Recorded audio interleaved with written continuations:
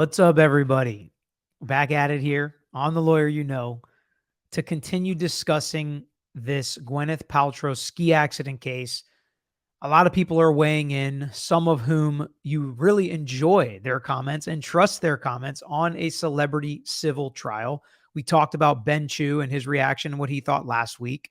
And this week, over the weekend, many of you sent me Camille Vasquez's thoughts and perspective on this Gwyneth Paltrow trial, what she thinks of Gwyneth Paltrow and her testimony, and what she expects to be the most important testimony in this case.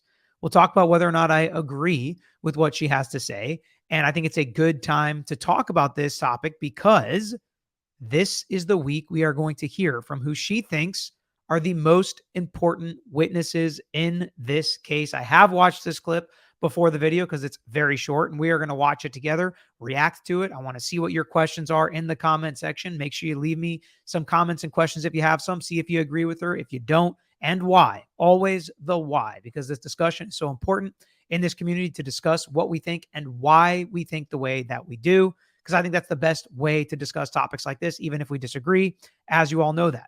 If you enjoy this Gwyneth Paltrow content or the Johnny Depp content, because we're bringing back the lawyers from Johnny Depp to hear their comments on this case, hit that like button and let me know. As always, on Instagram and Twitter, right here at Tragos Law. That's how you can send me clips like this or other things you find interesting that maybe intersect with the cases that we are covering on this channel. Or, of course, if you have any new cases you want us to cover, because the more of you that reach out on a new case, the better chance it is going to become content of this channel, because you all, the listeners and the commenters, choose the content that we discuss on this channel. So let's get to the video now of Camille Vasquez and her thoughts on this trial. All right, let's get to Gwyneth Paltrow in court. Kid Hoovers, you were that. Well, Mario, Gwyneth is being sued by a 76-year-old man who's alleged Gwyneth crashed into him, causing serious injuries while skiing at a Utah resort back in 2016, and that she then abandoned the scene. Gwyneth has denied the allegations and countersued, claiming he actually hit her. Well, today the trial began, and Gwyneth remained silent as she arrived to court. Are you confident, Gwyneth? Are you going to win this case?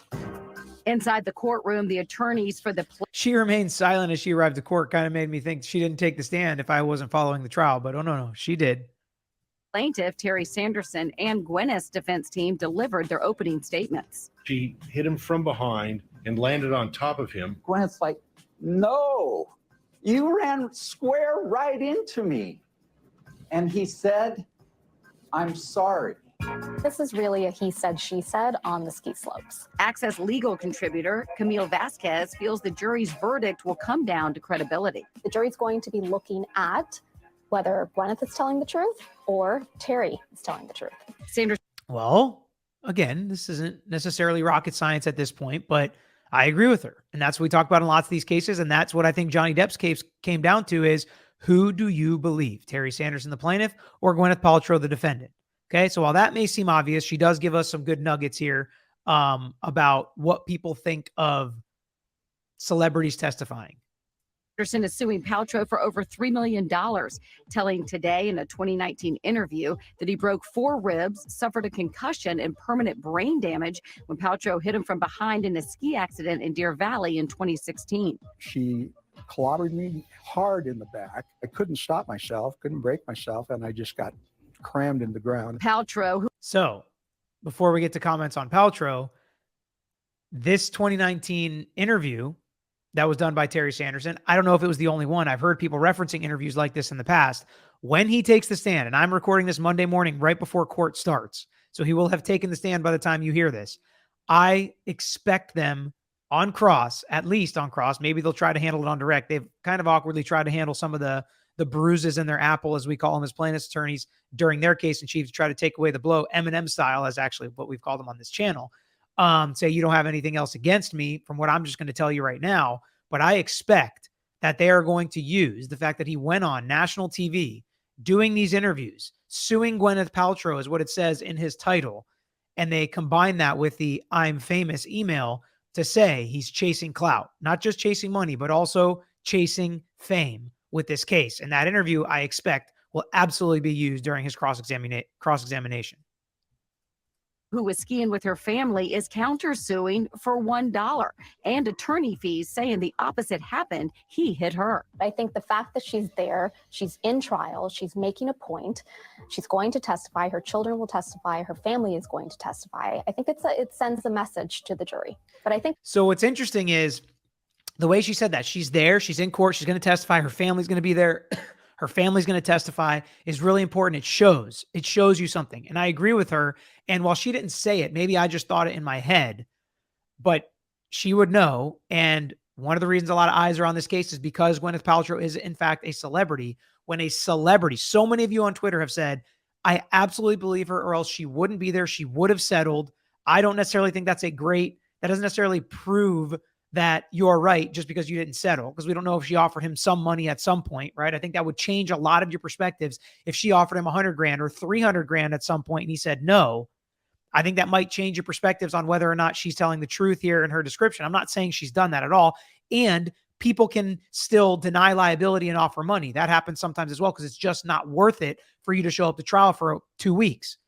But Camille Vasquez, I think, is saying showing up for the trial, testifying, having your family show up means something. But it means even more when you're a celebrity. She didn't say that, but I'm reading into it a little bit. And with her perspective from Johnny Depp, again, it means even more if they're willing to put their life on hold and inconvenience the people in their life and inconvenience themselves as big shot celebrities to come and show up. And many of you have agreed with that on Twitter that, she's this big celebrity and she shows up at court every day and Terry Sanderson doesn't, is definitely points for Gwyneth Paltrow's side.